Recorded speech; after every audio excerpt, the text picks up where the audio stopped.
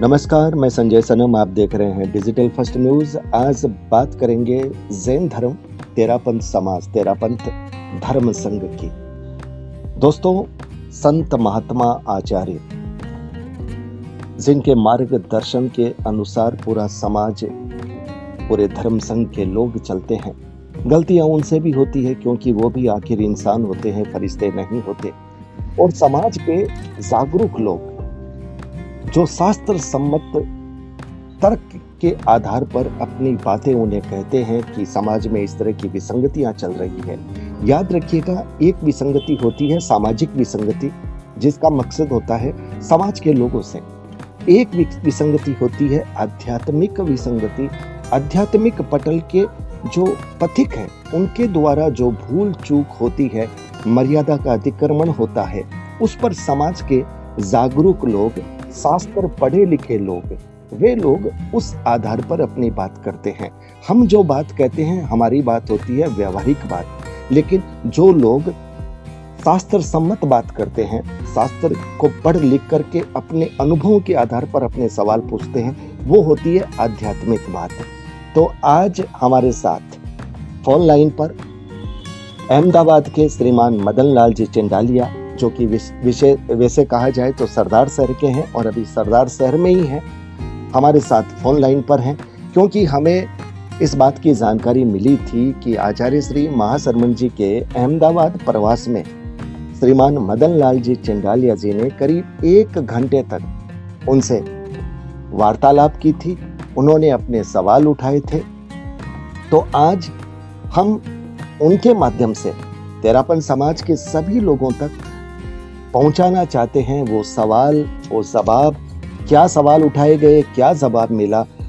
चंडालिया साहब। हाँ साहब, जय जिनेंद्र। जय जिनेंद्र। तो आपने मेरी पूरी बात सुन ली होगी जो मैंने अपनी बात सुन ली। अब आप बताइए, आप कब मिले, कैसे मिले और क्या क्या बातें हुई। मैं देखिए 24 मार्च को शाम को आचार्य परवर के पास गया जी, तेरापंथ भवन साई बाग। तो आचार्य श्री ने एक संतों को भेज करके और अपने पास में बुला लिया मुझे जी। तो मैंने आचार्य श्री को कहा कि कुछ सिद्धांतिक और आचार संबंधी प्रश्नों को आपके साथ में वार्तालाप करनी है, तो आप मुझे टाइम दिलाओ जी। तो आचार्य श्री ने कहा कि कल 9 से 10 बजे आपको मैं टाइम दे रहा हूं जी। तो फिर मैं 25 मार्च के रात को 9 बजे वहां पहुंच गया जी। और आचार्य श्री बाहर ही विराज रहे थे। तो संतों को कहा कि अंदर बात करेंगे, कमरे में चलो। चलिए। तो मैं भी कमरे में चला गया। वहां पर महावीर मुनि विराजमान थे, मुख्य मुनि, और 2-3 संत भी थे। और आचार्य श्री ने बात शुरू की मैंने जी। तो सबसे मैंने आचार्य श्री को कहा कि आगम में लिखा है, भगवान ने आणाई मामंग धम्मंग जी। भगवान ने कहा है कि मेरी जहां पर आज्ञा है वहीं धर्म है,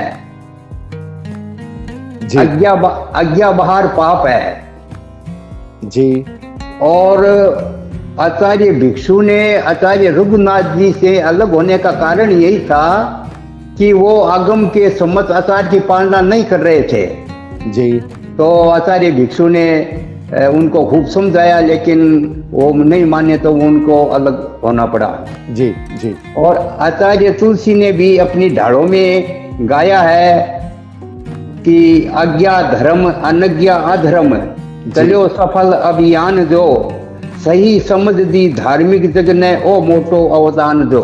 जी जी जी। आचार्य तुलसी ने भी आज्ञा धर्म को बहुत बताया है जी।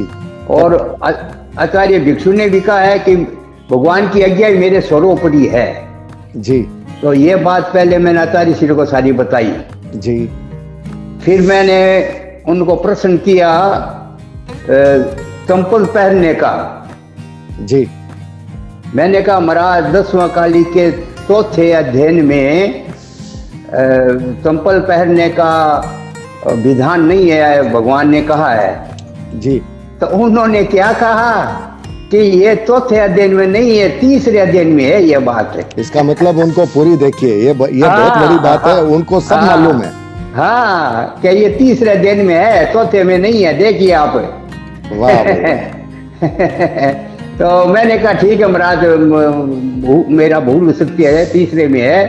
तो तीसरे अध्ययन के मायने ये आप बोल रहे हैं, तो आप तो साधु साधियों को सबको चंपल परा दिया, और आप संयम की बात करते हैं, लेकिन साधु साध्वी 4000 5000 के जूते चंपल पहन रहे हैं। तो फिर यह कोई संयम की बात है क्या? तब आचार्य श्री ने इसका मुझे उत्तर दिया कि हमको जूता पहनने में अनाचार तो लगता है। उन्होंने स्वीकार किया। हाँ, स्वीकार किया। ये बहुत अच्छी बात है। हाँ, अनाचार होता है इसमें लगने में। भगवान ने 52 अनाचार बताए, उसमें एक अनाचार है जूता पहनने का जी। तो अनाचार लगता है, इसका उत्तर दिया हमको। नहीं लगता है तो उसका समाधान क्या है? ये क्यों फिर समाधान के लिए कुछ नहीं बोले, बस इतना ही कहा। बस ये मतलब क्या है कि हम 8 प्रश्न पूछे थे, 8 प्रश्नों में 2 प्रश्न का जवाब दिया, बाकी का 6 प्रश्न का जवाब ही नहीं दिया। मतलब 2 प्रश्न का जवाब दिया, लेकिन उसका समाधान भी दिया क्या? जैसे चप्पल समाधान नहीं ना, समाधान नहीं दिया बिल्कुल ही। तो उन्होंने अपना स्वीकार किया है ये जूतों का। तो भाई मैंने चौथा अध्ययन बताया, तो उनका नहीं, ये तीसरे अध्ययन में है, तो ये स्वीकार किया है। और दो हाँ जी बोलिए आप। लेकिन आगे कोई बंद करने का या आगे कोई चिंतन करने का कुछ नहीं बोले। तो इसका मतलब है आपने 8 सवाल किए, 6 में उन्होंने जवाब नहीं दिया, 2 में उन्होंने स्वीकार किया है। आपने उनसे 8 सवाल किए, हाँ, 6 में उन्होंने जवाब नहीं दिया, 2 को उन्होंने स्वीकार किया। हाँ, 2 ने स्वीकार किया। 2 को स्वीकार किया, तो इसको यह समझा जाए उनको यही बात लगी कि आपकी 2 बातें आपत्तिजनक जो आपने कही है वो तो सही है, लेकिन 6 बातें जो आप उठा रहे हैं वो सही नहीं है। इसका मतलब क्या हम यह समझे? नहीं, सही नहीं है। अगर सही नहीं होती तो वो बोल देते मुझे कि आप तुम गलत बोल रहे हो।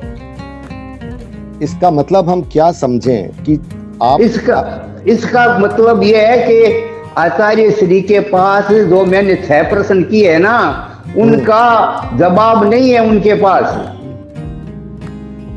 ये बात है। क्यों कि वो जानते हैं कि हम जो ये 6 प्रश्न है उसके अंदर में सब में हमको पाप लग रहा है, दोष लग रहा है, तो हम इसका क्या उत्तर देवें? आपके वो 6 प्रश्न कौन से थे, आप बताना चाहेंगे? हाँ साहब, बताएंगे। एक तो मेरा प्रश्न ये रिक्शा गाड़ा का था, जो रिक्शा पर साधु साधियां चल रही है ना जी। तो मैंने उनको कहा कि पहले तो ये रिक्शा साधु के निमित्त बनते हैं, तो ये आधा कर्मी दोष है। और दूसरा, पीछे से साधु ये चलाते हैं तो आगे एरिया समिति का दोष लग रहा है। कोई हरियाली, कोई जानवर, कीड़ी मकोड़ा आ जाए तो क्या पता पड़ेगा जी। और ये दोस्त तो लग रहे हैं, और अब से एक तीसरा दोस्त आपको और लग रहा है। तो वो बोले क्या? वो ये आपका साधु के गाड़ा गृहस्थियों ने चलाना शुरू कर दिया है। ओ, आपने ये बात और बताई? हाँ, तो मुझे पूछा कि कौन से साधु को देखा था आपने? तो मैंने कहा महाराज, एक तो ये अहमदाबाद में ही कुलदीप कुमार जी महाराज का चतुर्मास था, और उसको कितनी दफे सड़क पर गृहस्थी चला से गाड़ा चला रहे थे, आंखों से देखा, उनसे मैं बात भी की कि महाराज ये क्या बात जी। तो कुलदीप मुनि ने कुछ जवाब नहीं दिया। और आचार्य श्री ने क्या जवाब दिया? आचार्य श्री तो सुन लिया।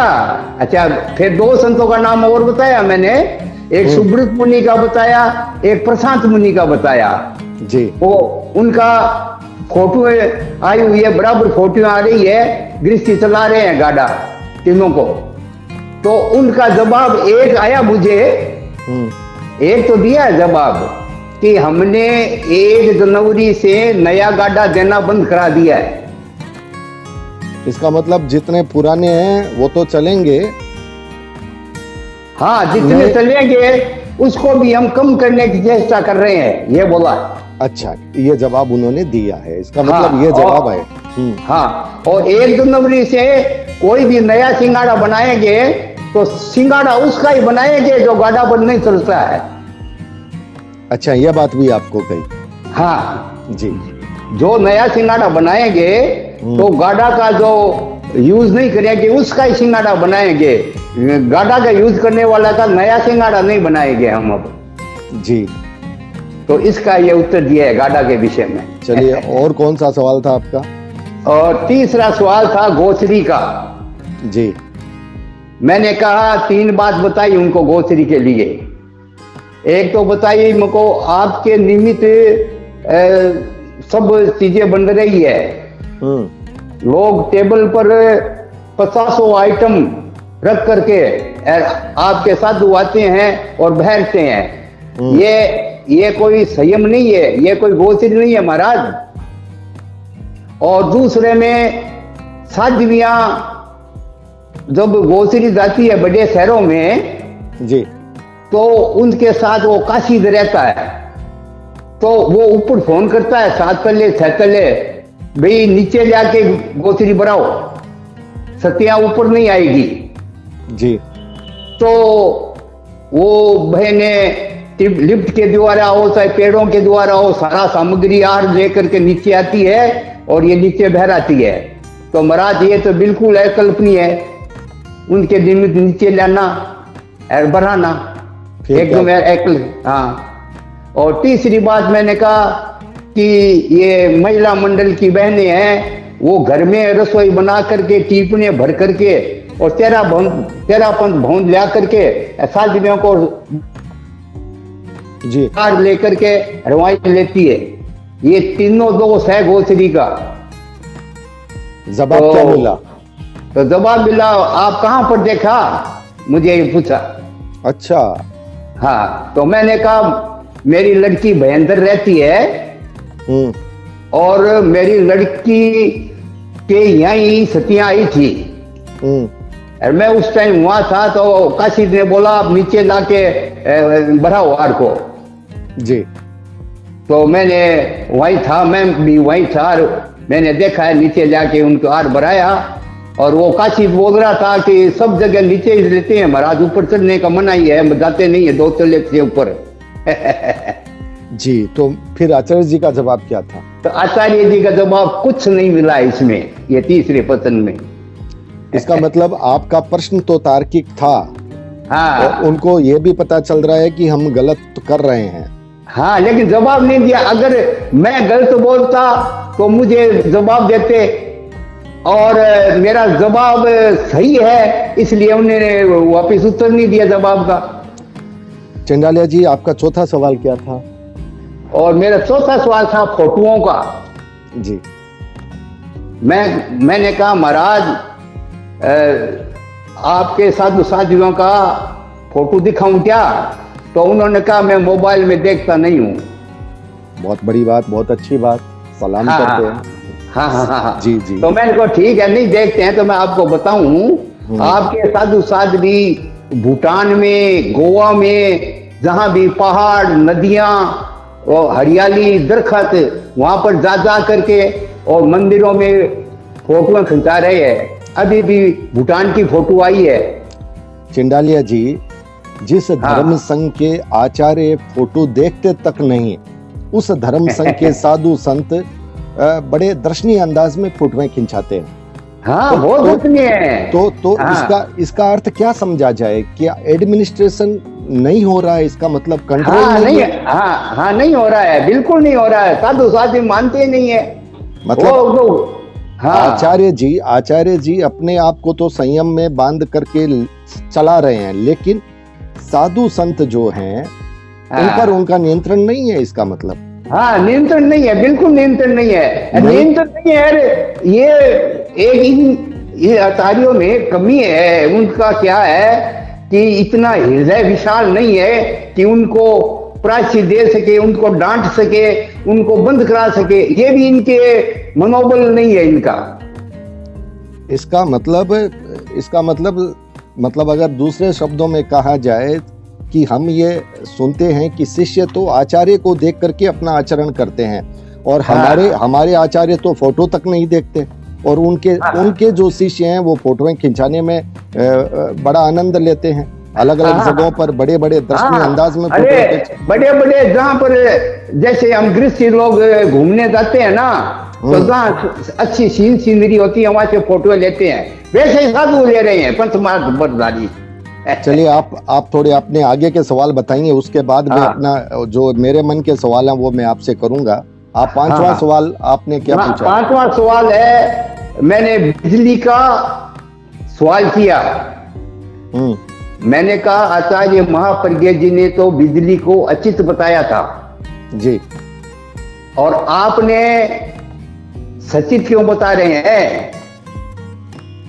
बिजली को सचित बता रहे हैं आप, तो कहां पर है? तो मैंने किताब ले गया उनकी व्रत दीक्षा जी, व्रत दीक्षा किताब खोल के दिखाया जी, मुझको देखिए आप, ये तेजस्काई में बिजली, बैटरी, ये गैस का चूल्हा, लालटेन,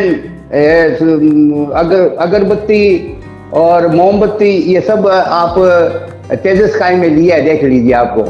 तो मेरे पास ये किताब लेकर के पढ़ा जी, तो उनकी बनाई हुई थी वो किताब व्रत दीक्षा, देख करके कुछ जवाब नहीं दिया हमको। ये मतलब आपने बिल्कुल सबूत तक दे दिए। हाँ, व्रत दीक्षा किताब लेके गया था मैंने, और वो हाथ में लेकर पढ़ा है जी, जिसमें बिजली को और बैटरी को ये सब को तेजस्काई में लिया है, अग्नि में। तो फिर मैंने कहा एक बात और, मैंने कहा मैं महाराज ये बैटरी मसालों से चलती है, ये मसाले डालते हैं ना जी जी, तब चलती है। तो आपने बैटरी को तेजस्काई बताया है, तो जो आप ये घड़ी बांध रखी है ना, ये भी सेल से चलती है, ये भी तेजस्काई है। जब बैटरी का सेल तेजस्काई है आपके हिसाब से, तो वो बड़े सेल है, ये छोटा सेल है, फिर तेजस्काई है दोनों। उनका जवाब क्या था? उनका कुछ जवाब नहीं था, सुन के रह गए। आपको बोला हूं नहीं, इनका जवाब कुछ नहीं दिया, न फोटो का दिया न बिजली का दिया। चलो आपका अगला सवाल कौन सा था? छठा सवाल था मुंबई का जी। मुंबई के अंदर में मैं उन्हें कहा कि मदन लाल जी तातेड़ से सुना गया है मेरे से कि 28 करोड़ रुपयों में 5 महीने के लिए 2 होटल और आगे का जो ग्राउंड है वो किराए पर लिया गया है, और आपका लिखा हुआ है श्रावक संदेशिका में जी। वो भी किताब ले गया था साथ में। नहीं, ये आप कैसे कह सकते हैं कि किराए पे लिया गया है? हो सकता है कि उन्होंने ऐसे ही दिया होगा।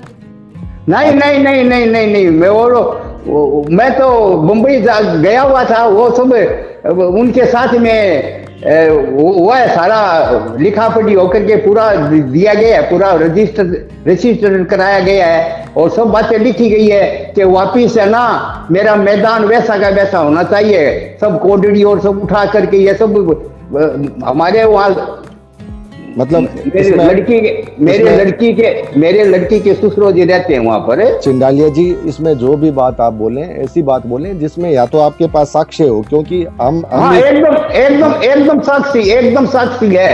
28 करोड़ किराया दे करके 5 महीनों के लिए 2 होटल आगे का ग्राउंड लिया गया है। तो आपको इसमें क्या आपत्ति थी? मैं आचार्य श्री को बता दिया था यह बात है। नहीं तो आपको आपत्ति क्या थी? अगर आपत्ति ये है कि किराया पर लिए हुए मकान में साधु चतुर्मास कर नहीं सकते हैं, साधु के निमित्त किराए पर लिया हुआ। जी जी जी जी जी। हाँ, तब गुरुजी ने क्या कहा? गुरुजी खुद, मैं आप बोला ना, मैं श्राव संदेशिका में उन्होंने ये नियम बनाया है, उसमें भी लिखा है ना कि किराए पर लिए हुए मकान, साधु के निमित्त किराए पर लिए हुए मकान में साधु चतुर्मास और शेखे काल नहीं विचर सकते हैं। आपने लिखा है, मैंने उसको दिखा दिया था श्राव संदेशिका का 199 नंबर पॉइंट है। तो आपने इतने पॉइंट दिखा दिए, हाँ, लेकिन उसके बाद में भी जवाब नहीं दिया, बिल्कुल। और मैं तो पूरा बता दिया। मदन लाल जी तातेर ने ये काम किया है, आपके चतुर्मास व्यवस्था समिति के अध्यक्ष है, और सब मुंबई के सब श्रावकों को मालूम है 28 करोड़ दे करके 5 महीनों के लिए ये किराए पर लिया गया है, 2 होटल और सब। और आपने इसमें ऐसा है, समाज तो अपनी व्यवस्था बनाएगा। मुंबई के लोगों ने जो किया, उन्होंने कोई गलत नहीं किया, उनको अपनी व्यवस्था बनानी थी, उन्होंने व्यवस्था के अनुरूप किया। अब अगर आचार्य जी उनको अगर पहले से मना कर देते, ये कह देते भाई ये हमारे उस विधान में नहीं है, हम इसको इस रूप से नहीं कर सकते, तो कह देते ना। तो फिर मुंबई वाले नहीं करते। इसमें हम मुंबई वालों का दोष नहीं कहेंगे, वो तो उनको तो व्यवस्था करनी है। जब कोई कार्यक्रम होना है तो उनको व्यवस्था करनी है, और उस व्यवस्था के लिए उन्होंने अपना काम किया, उन्होंने अपना धर्म, अपना दायित्व निभाया है। लेकिन मोटी बात है आचार्य जी की कि उनको ये निर्देश देना चाहिए था कि हमारे ये किराए के मकान में हम नहीं चतुर्मास करेंगे, हमारे ये नियम के अंतर्गत नहीं आता, हम नहीं कर सकते। और फिर आपका अगला सवाल कौन सा रहा? और अगला सवाल है पंखों का। जी, मैंने कहा कि आप तो बगैर पंखे बिराज रहे हैं और बार बार कपड़ा लेके के पसीना पूछ रहे हैं सारी जगह का, और आपके साधु साध्वी 24 घंटे पंखे चला रहे हैं, 24 घंटे। रात को कोई भी श्रावक नहीं रहता है और कमरे में पंखों के नीचे सोते हैं ये लोग। तो ये पंखा चलाता कौन है? पंखा खुद थोड़ी चलाते हैं, कोई श्रावक चलाता होगा। अरे वो काशीद। अच्छा, सारा काम सब सिंगोड़ों के पास काशीद रखे हैं जी, और सारा काम काशीद ही करते हैं उनका। वो पानी का बाटला रखना है तो काशीद रखता है उस ठिकाने में। जी। और कोई काम होता है, दवाई लानी होती है तो काशीद करता है, कोई मोबाइल में बात करानी है तो काशीद करवाता है। तो फिर आपके इस सवाल पर उनका जवाब क्या था? जवाब कुछ नहीं था। ये तो बात है ना, मैंने कहा कि आप पंखों के नीचे नहीं बैठी है तो आपको पाप लग रहा है क्या? पंखों के नीचे बैठना है, उनको पाप नहीं लगता है क्या आपके साधु साथियों को? देखिए, एक बहुत बड़ी बात इससे साफ हुई है कि आचार्य जी अपने हिसाब से नियमों को मानने की पूरी कोशिश कर रहे हैं। करते हैं, वो पूरी कोशिश कर रहे हैं। लेकिन तकलीफ की बात यह है कि उनके शिष्य, उनके साधु संत साध्वी जी हैं, वो मैं ये तो नहीं कहूंगा कि सारे ही नहीं कर रहे, कुछ अपवाद जरूर होंगे जो नियमों के अंतर्गत चल रहे हैं। कुछ 10-20 साधु सत्या है, बिल्कुल है। तो हम उनको अपने इस सवाल के अंतर्गत नहीं रख सकते।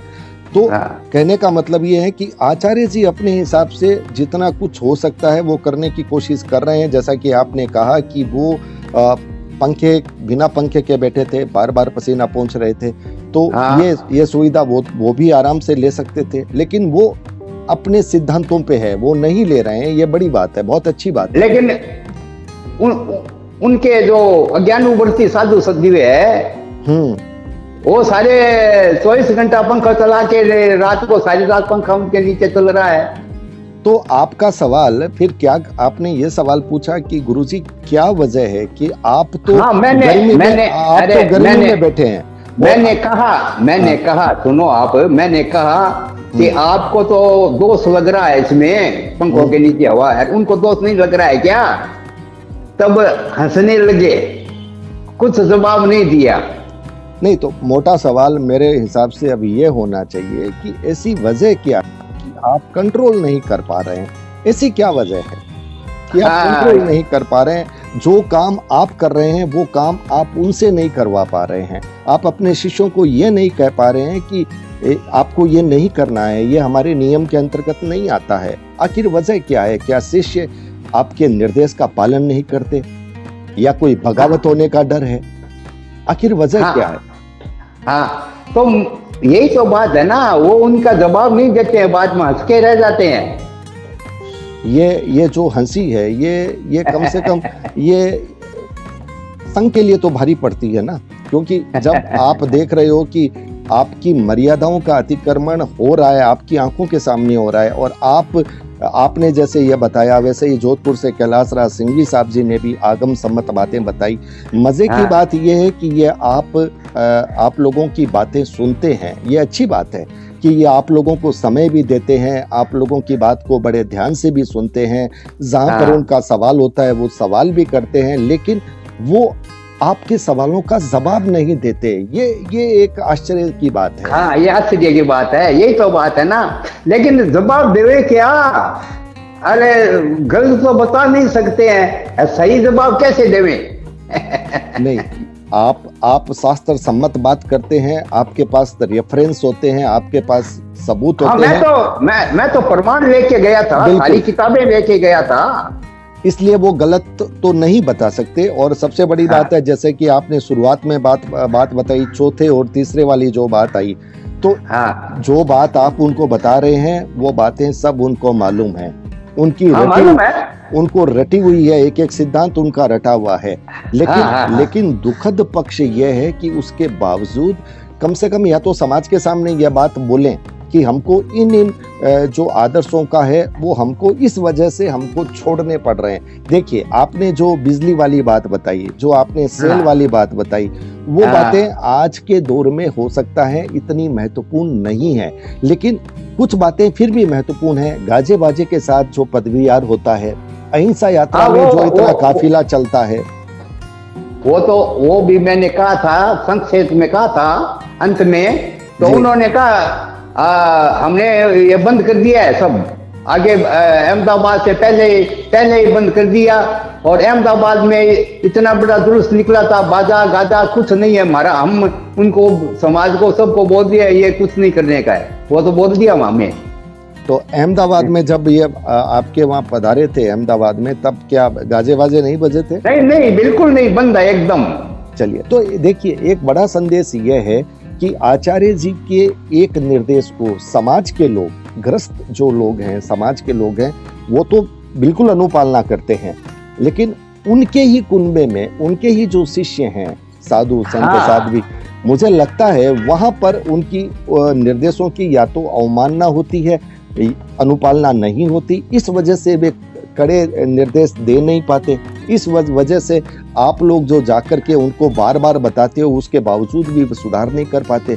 और सबसे बड़ी बात तो चिंडालिया जी ये है, जो बात आपने उनको बताई, जो बात कैलाश जी ने उनको बताई, वो सारी बातें उनको पता है, लेकिन सब पता है। फिर बात वही है, आश्चर्य इस बात का है कि सुधार करने में दिक्कत क्या है। अब आप लोगों को ये सवाल करना चाहिए कि गुरुजी, जो बातें हम आपको बता रहे हैं वो आप सब जानते हैं, हमको बताने की आवश्यकता नहीं है, लेकिन सब जान करके, सब बूझ करके भी आप अपने सामने ये सब होता हुआ देख रहे हैं। आखिर इसकी वजह क्या है? ऐसी कौन सी मजबूरी है, ऐसा कौन सा दबाव है कि जिसकी वजह से आप वो काम नहीं कर पा रहे जो आपको करना चाहिए? हाँ, ठीक बात है। ये सवाल आप लोगों का जाना चाहिए था। ठीक है, आप आगे क्या हुआ? नहीं तो हमने उनको टकराया था, आप इसका जवाब तो दीजिए, तो हंस के रह जाते हैं, बोलते नहीं है। बोलो इतने आचार्य, बड़े आचार्य के सामने और ज्यादा क्या बोल सकता हूँ मैं? नहीं, वो तो बिल्कुल सही बात है। आचार्य जी का जो एक अपना है, उनके सामने सवाल भी सही रूप से होने चाहिए, शालीनता से होने चाहिए, विनयपूर्वक होना चाहिए ना। मैं 2 बार का महाराज, इसका आप जवाब तो दो, फोटुओं का, पंखों का, बिजली का, लेकिन कोई जवाब नहीं दिया। खाली ये जूतों का और रिक्शा का, ये दोनों जवाब दिया था बस। 2 का आपको जवाब दिया, लेकिन उसका समाधान नहीं दिया। और नहीं, समाधान नहीं दिया, ये नहीं दिया भी आगे बंद करेंगे, वो कुछ नहीं करेंगे, ये कुछ नहीं बोला। जिस तरह से गाजे बाजों वाली बात पर उन्होंने कहा कि हम आगे से नहीं करेंगे। नहीं हुआ है। अहमदाबाद इतना बड़ा शहर है, बिल्कुल गाजा बाजा कुछ नहीं था, कोई भी झांकियां ही नहीं थी। हेलो, बहुत बड़ा अच्छा, बड़ा अच्छा। हाँ। यही बात होनी चाहिए थी। और हाँ। जो आपके दूसरे सवाल थे उस पर भी एक आपने वो जो रिक्शा वाली जो बात आई थी उस पर उन्होंने कहा था कि नए रूप से नहीं दिए जाएंगे। हाँ, एक जनवरी से बंद कर दिया है हम नए रूप से। 1 जनवरी 2023 से हम नया गाड़ा देना बंद कर दिया है। अच्छा, ये बोला है। चिंडालिया जी, एक सवाल मेरा है आप लोगों से, मैं ये जानना चाहता हूँ कि भगवान महावीर के जो नियम हैं, आचार्य भिक्षु जी के जो नियम हैं, वो उस काल के नियम हैं, वो उस दौर के नियम हैं। आज के दौर के अनुसार क्या आपको लगता है कि वो नियम वैसे के वैसे ही चलने चाहिए? देखो, मैं बताऊं आपको जी कि भगवान त्रिकालदर्शी थे, तीनों काल की भावों के जानने वाले थे। बिल्कुल सही बात है आपकी। और साधु का जब दीक्षा लेते हैं ना, तो वो भगवान का पाठ ही बोलते हैं, करेमी भंते समायन सब्बं सावधम जोगम पचखामी। जी जी। तो जब आपको ये मालूम है कि हमको लेटरिन में जाना पड़ेगा, माइक में बोलना पड़ेगा, है मैं, तो आप सब्बंग सावधम जोगम पचखामी क्यों करते हैं? आप इसको आगाह रखो कि भाई ये हम खुला रखेंगे, इसका हमको सौगंध नहीं है। क्या बात है, आपने बहुत शानदार बात कही। तो ये बात तो इनको भी मालूम होगी। हाँ, लेकिन ये बोलते हैं कि वो तो पाठ तो भगवान का बनाया हुआ है, जो पंचमा दीक्षा लेगा उसको तो ये पाठ भी पढ़ाना होगा, ये पाठ करना होगा। मतलब आपको कसम तो दिलवानी होगी, लेकिन फिर आप चाहे कसम तोड़ दो। हाँ, ये बात है। मैंने कहा दीक्षा का पाठ बदल दो आप। जी, मैंने आचार्य श्री को कहा कि जब आपको ये सब माइक का, लेट्रिन का और भी अन्य चीजों का दोष लग रहा है, तो जैसे हम श्रावक है वो आगाह रखते हैं ना, भी ठीक है आज 25 दिन से उपरांत त्याग है, आगाह रखते हैं, तो आप भी ये पुराना जो भगवान महावीर की दीक्षा का वो पाठ है वो क्यों कराते हैं? फिर आप तो ये हुआ कि पहले तो पाठ में सब मतलब त्याग गिरवा देते हैं, संपूर्ण अहिंसा का त्याग, और फिर उसको तोड़ते हैं, तो वो तो महापापी होते हैं। ये सवाल आपने उनसे कहा था क्या, ये बताया था क्या? हाँ। जी जी जी। नहीं, ये बात इस बार नहीं हुआ, पहले हुआ था। पहले हुआ था। हाँ, पहले हुआ था। इस बार नहीं हुआ। ये मैं पहले बोला था, मुझको आपको दीक्षा का पाठ बदल देना चाहिए। तो मोटी बात तो ये है कि वैसे तो हम भगवान की वाणी का एक अक्षर भी नहीं बदल सकते। ये बड़ी अच्छी बात लगी कि हम भगवान की वाणी का एक अक्षर भी नहीं बदल सकते। हम बोलेंगे तो वो ये जो भगवान ने लिखा है, लेकिन वो करेंगे नहीं जो उन्होंने कहा है। भगवान की वाणी के ऊपर ही तो साधु बनते हैं, उनका लक्ष्य क्या है बताओ? जी जी जी जी जी। और भगवान की वाणी का पालन करने से मोक्ष प्राप्त होगा। तो मोटी बात तो यही हुई ना चिंडालिया जी, हम भगवान की वाणी को बोलेंगे तो बिल्कुल वैसे की वैसी जैसे भगवान ने कही है। हाँ, दीक्षा का पाठ जो भगवान ने बताया है वो उससे पछाण कराते हैं साधुओं को, नई दीक्षा देते हैं उनको। तो कहने का मतलब ये हुआ कि हम भगवान की वाणी का शब्द टू शब्द बोलेंगे, लेकिन करेंगे वैसे नहीं जो जैसा उन्होंने कहा है। हाँ, बस यही बात है। तो कम से कम ये इसमें एक बात बहुत अच्छी जा रही है। वो अच्छी बात यह है कि आपका नाम है, सब जानते हैं कि आप विसंगतियों पर बेबाक लिखते हैं और बहुत खुले शब्दों में आप लिखते हैं। उसके बावजूद भी गुरुजी ने आपको जाते ही 1 घंटे का समय दिया। हम इस भावना को सलाम करते हैं। ये बड़ी अच्छी बात लगी हमें कि भाई वो सब जानते। अब कहीं इसमें ऐसा तो नहीं कि वो भी सरदार शहर के हैं और आप भी सरदार शहर के हैं? ना, वो नहीं है। कहीं वो एक ऐसा लिंक आ गया, ऐसा तो नहीं है। एक बात और बताऊं आपको जी।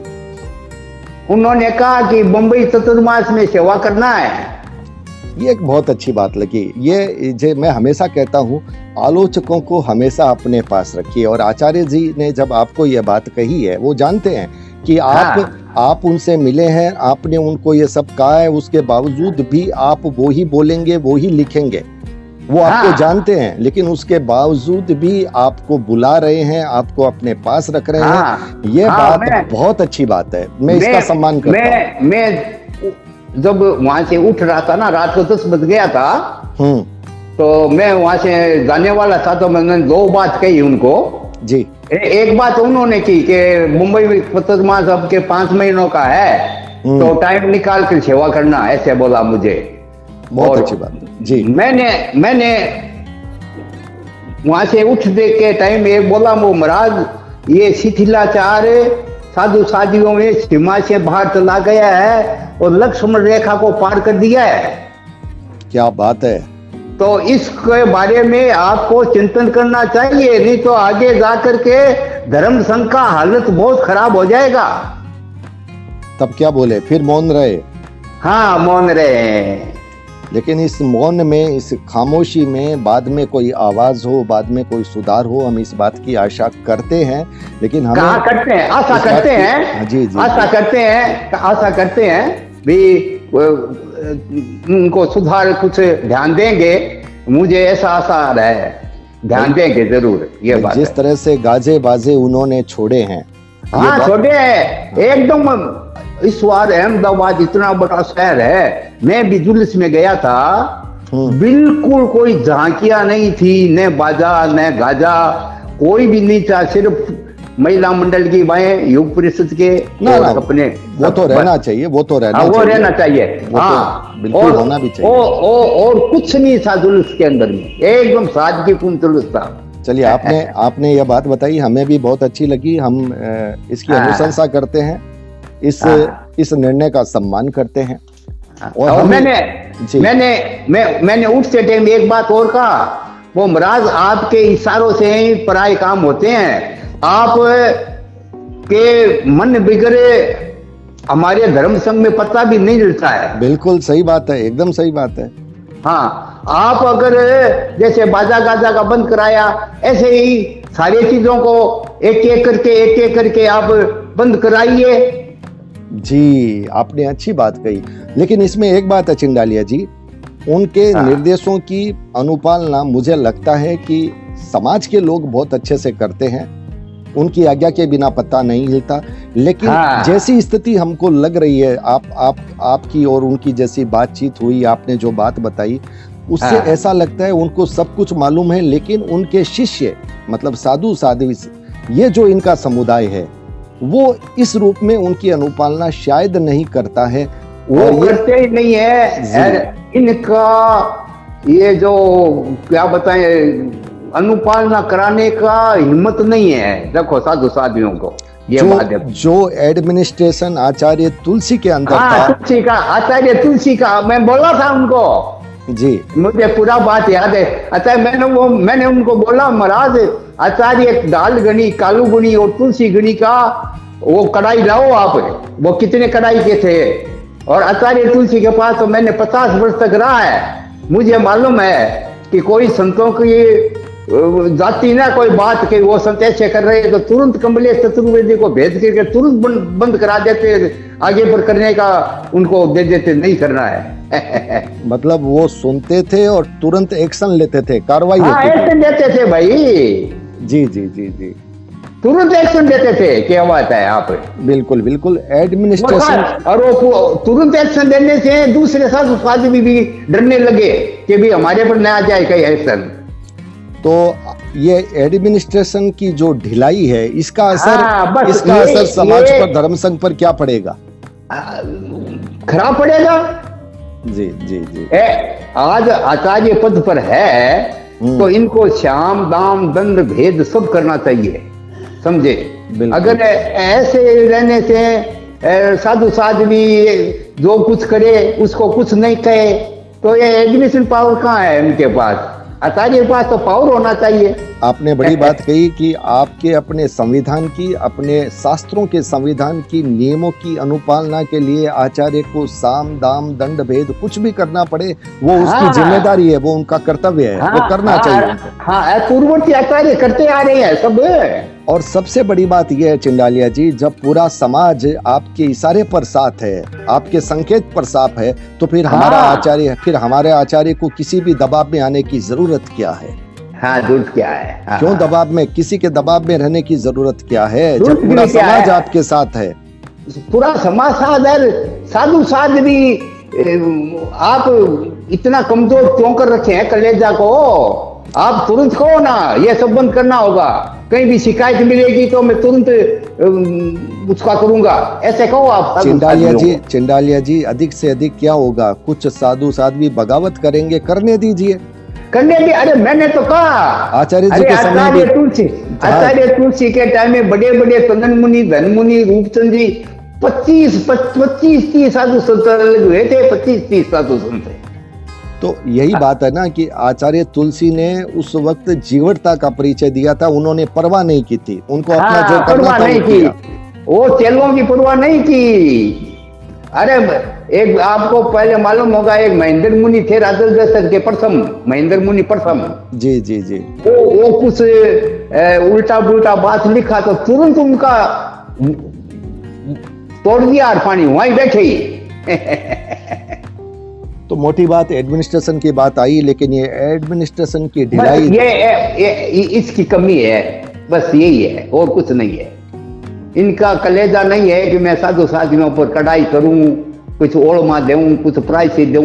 इनके मन में वे घबरा रहे हैं कि क्या पता क्या हो रहा है। लेकिन एक बात तो है साहब, साधु साध्वियों पर कार्रवाई करने का कलेजा नहीं है आप कह रहे हैं, लेकिन श्रावक समाज पर कार्रवाई करने का कलेजा तो खूब है। सुरेंद्र जी सुराणा जी को जिस तरह से समाज से निष्कासित किया था वो तो बड़े कलेजा था, तभी किया, ऐसा तो नहीं किया जा सकता। ठीक बात है, ये भी आपने ठीक बोला है, ठीक है। ये उन पर इतना कलेजा कर लिया, जबकि कोई गलती नहीं थी, लोकतांत्रिक रूप कोई से चुनाव, गलती बिल्कुल गलती नहीं थी, वो तो वोटों से जीत कर आए थे। ये तो आचार्य जी ने अपनी सीमा का अतिक्रमण करके उन पर कार्रवाई की थी। हाँ, अतिक्रमण करके कार्रवाई की, एकदम बिल्कुल सत्य है। और साधु संतों पर जो कार्रवाई करनी चाहिए वो कार्रवाई नहीं कर पा रहे, नहीं कर पा रहे हैं, यही तो बात है ना। तो ये मोटा सवाल है। अब मोटा सवाल ये है कि उनको आगम बताने की जरूरत नहीं, क्योंकि आगम की हर एक बात वो जानते हैं।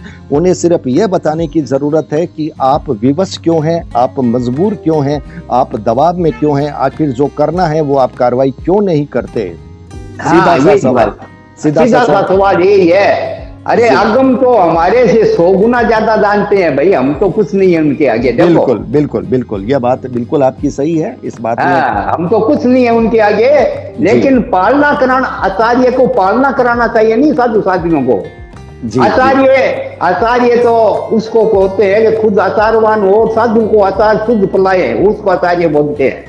तो चिंडालिया साहब, आप मुंबई में भी उनके दर्शन कीजिएगा, क्योंकि करेंगे जरूर करेंगे, क्योंकि बार बार अच्छी बातें कहने से, बार बताने से पता नहीं से मन में परिवर्तन आता है। बिल्कुल। और उन्होंने आपको बुलाया भी है, तो इसका मतलब आपको जाना भी चाहिए। जरूर जी। हमारे ऊपर मेहरबानी बहुत है, वो जानते हैं कि ये आचार्य भिक्षु के पक्के सिद्धांतवादी है। नहीं, ये सबसे बड़ी बात है। मैं इस बात के लिए तो उनको सैल्यूट करूंगा कि उनको सब कुछ मालूम है, उसके बावजूद उन्होंने आपसे 1 घंटा बात की, कैलाश जी से भी उन्होंने 3 दिन तक शायद बात की, तो ये मुझे ये अच्छा लगा। लेकिन तकलीफ इस बात की हुई, इतनी बात करने का, इतना समय दे करके इतनी गहन बात करने का अगर परिणाम नहीं आए तो फिर सवाल होता है। अगर यही तो बात है, परिणाम नहीं आया, कुछ परिणाम आए तो फिर वो स्वीकार्य है, वो अच्छा लगता है। लेकिन चलिए, अच्छा लगता है, कोई सुधार हो तो अच्छा लगता है। बिल्कुल आप हमारे साथ जुड़े, आपने अपनी बात की, और तेरापन समाज के लोगों के लिए वीडियो खास होना चाहिए। हालांकि कुछ लोग हम पर आरोप लगाएंगे, कुछ लोग आप पर भी आरोप लगाएंगे, जो नासमझ लोग हैं वो ऐसा काम करेंगे, लेकिन वस्तुतः बात यही है कि ये पूरी की पूरी जो बात है वो एक सुधार की बात है। विचारों से सुधार होता है, और विचार समाज के हर व्यक्ति तक जाने चाहिए। उन्हें पता होना चाहिए कि समाज के कुछ लोग किस रूप में आचार्य जी से जाकर के शास्त्र सम्मत, आगम सम्मत अपनी बात करते हैं। आचार्य जी ने उनको क्या जवाब दिया है वो सारी बातें उन तक जानी चाहिए और हमारा बस यही प्रयास है। आप हमारे साथ जुड़े चंडालिया साहब, आपका बहुत बहुत आभार। हाँ सर, धन्यवाद। तो दोस्तों वीडियो को लाइक कीजिएगा, शेयर कीजिएगा। चैनल पर अगर नए आए हैं तो सब्सक्राइब करना बिल्कुल मत भूलिएगा। बहुत बहुत आभार, नमस्कार, बहुत बहुत आभार।